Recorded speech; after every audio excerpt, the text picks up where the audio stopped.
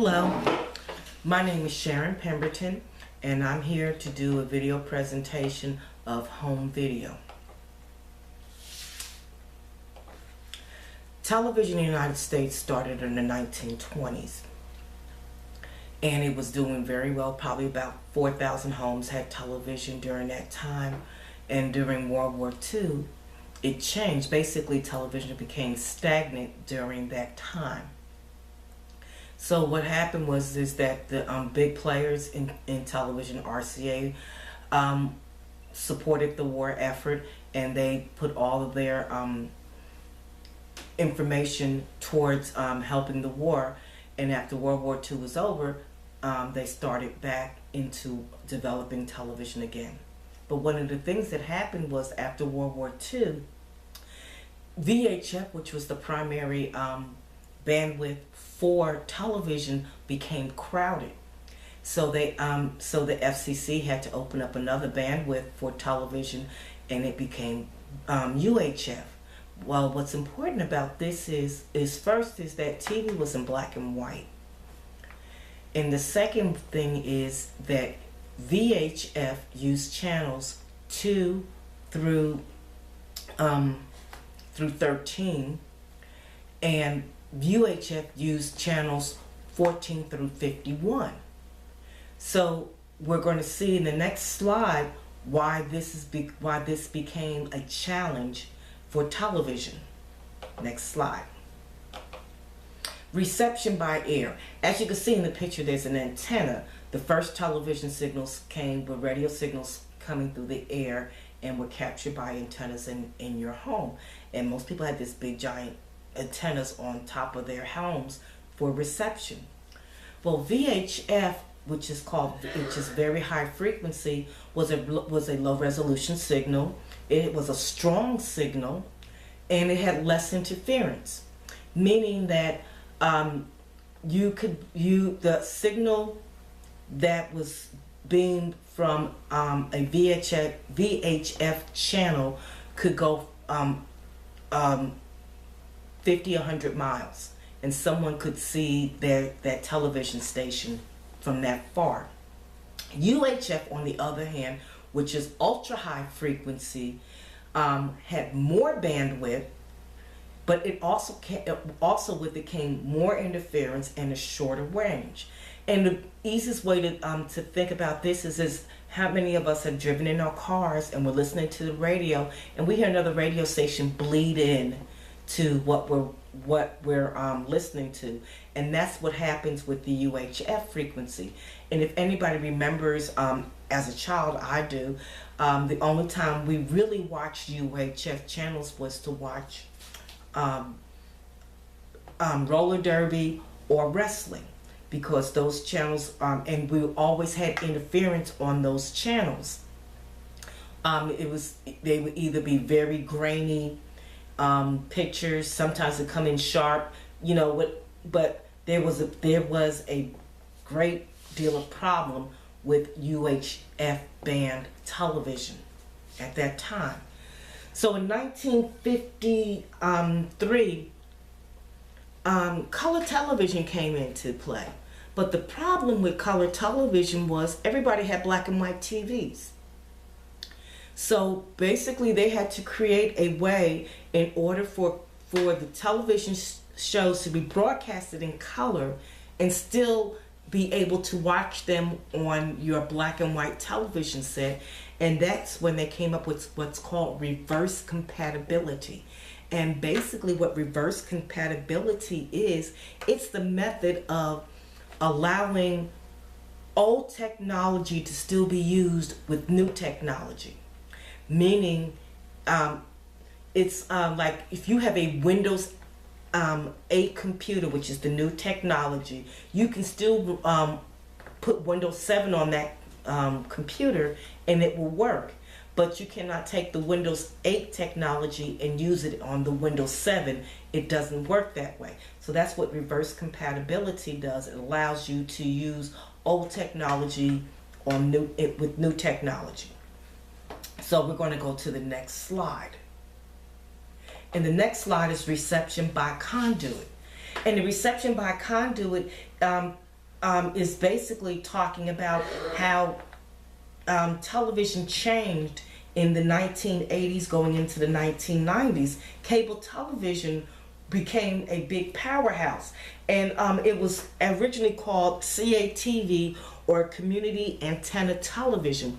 And what this was it was a way for communities that did not have television, or were not able to receive the signal from broadcast television, to receive it.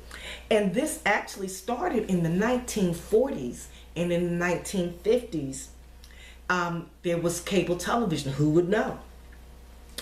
But it was there, and it allowed people to receive the television signals in their home. Now, they did pay for it, and it was distributed by coaxial cable the same way we're getting it now. So that technology has not really changed much, but it was for a fee. So in the 1950s, you had something like 70 communities in the United States receiving cable television, and about 14,000 homes. And by this year, it's probably something like there's over, let's see, 53,000 cable servers in the United States and Canada, and with over 60 million subscribers to these companies. So basically, cable is all over the world, and people enjoy cable. But what the Cable Television Consumer Protection and Competition Act of 1992 did, it did three things. It created growth, it created consumers, and it created diversification. Well, growth was basically what had happened was that the price of cable services in the United States exceeded the amount of inflation in this country. So basically, cable companies were going up every year on cable prices, and and people started getting upset about it. So the FCC stepped in, and they did this Cable Television Consumer Protection and Competition Act of 1992. Well, it protected consumers against regulation in the industry, and it went as far as to talk about the fees for the boxes that you receive and use. Also, diversification. Now, basically what it did was it opened the door for other types of cable providers, like satellites. Now, you remember back in the 1980s, and we saw these big cable dishes that in the country, because people weren't able to receive cable in no other manner, so they had to receive satellite. So satellite became pretty, started off back then. They weren't as big as the cable providers now, but they're coming up, and they're basically at the point where they're almost neck and neck with the big cable providers now. Next slide is reception by hand. And basically, reception by hand is how programming used to be. It was live entertainment for the most part, because there was no way to store the signal. But they came up in the 1950s, and they had VHS tapes. And we all remember the VHS tapes. We had those big bulky cameras that we used. We took videos and we watched them at home. You put the video in the morning, recorded your soaps, came back in the evening and watched them. And then and the home VCR changed to DVD and DVR.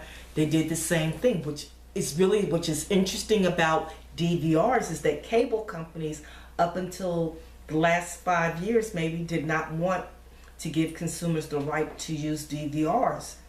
Is because they felt that with the DVR they would lose they would lose programming, meaning that people would fast forward through the commercials and not watch the commercials or buy the products, so therefore their revenue will go down. But those are some of the things that happen with the DVRs. But as you see nowadays, people have DVRs in their home and they enjoy them. Next slide. The next slide is consumer change. This is really what is very interesting about what has happened with the consumers, is that in that first picture we saw, the box was big, but the viewing screen was small.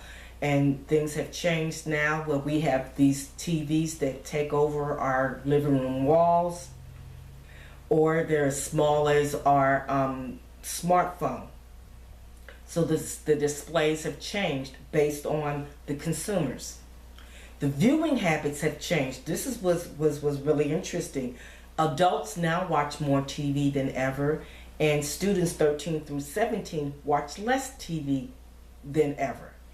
Now, that doesn't mean that they're not watching TV. They're watching TV differently, meaning that they're watching it on laptops, tablets, smartphones, or on smart TVs. So the method in which they're watching television has changed. Next slide. So what's next? What's next is new monitors. You know, how they can change monitors to be better. They probably will. Clearer pictures. 3D is becoming more popular as monitors. Smart technology coming, so you can basically watch what you want when you want it. And that brings up time shifting. Time shifting used to be, again, fast forwarding of the through the commercials and just watching the TV shows that you have. Now time shifting has turned into, I record something today, I watch it 3 or 4 days from now. So that's time shifting. Also, what time shifting has done is change the industry, because people are now recording something on a different channel, watching something on another channel, and people are not watching everything that they at the same time anymore. They're not being as loyal to the big four as they used to be. And the big four being CBS, ABC, CBS, and Fox. There's now stations like AMC, USA, all these other channels that have programming of their own, and people are watching it. So people are being very specific in what they want to watch and how they watch it on television. So this brings up the question: how can home video become even more relevant in a world of smart technology? Is it going to be defunct? Is it going to become better? That's my question. How can it be even more relevant than it already is? Well, thank you for watching my video, and good night.